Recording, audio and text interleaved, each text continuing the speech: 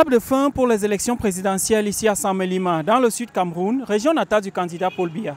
Étaient attendus aux urnes ce jour 330 378 électeurs à l'échelle régionale sur les plus de 8 millions que compte le fichier électoral national.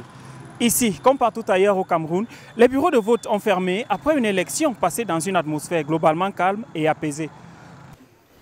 J'ai eu l'occasion d'apprécier, comme vous d'ailleurs, la qualité de l'organisation, la discipline à la fois des responsables du bureau de vote et nos compatriotes ici au village, la propreté des lieux.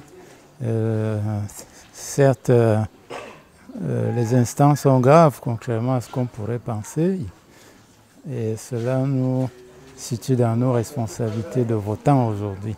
Je me sens à l'aise de voter notre chef d'État parce que nous voulons tous le développement et le changement dans notre pays.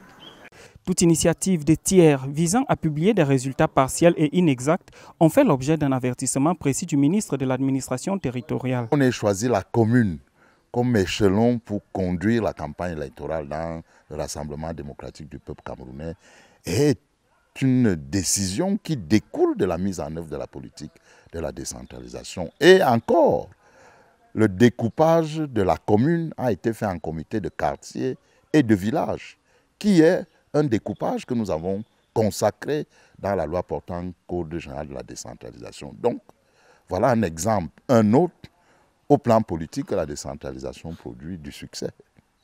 Et donc, cette politique a été utilement choisie par le président et conséquemment mise en œuvre de manière réussie. Pour l'heure, tous les regards sont tournés vers le Conseil constitutionnel qui dispose, selon l'article 137 du Code électoral, de 15 jours à compter de ce 12 octobre pour proclamer les résultats. Depuis Samelima, je suis Jonathan Messinkwa pour Africa 24.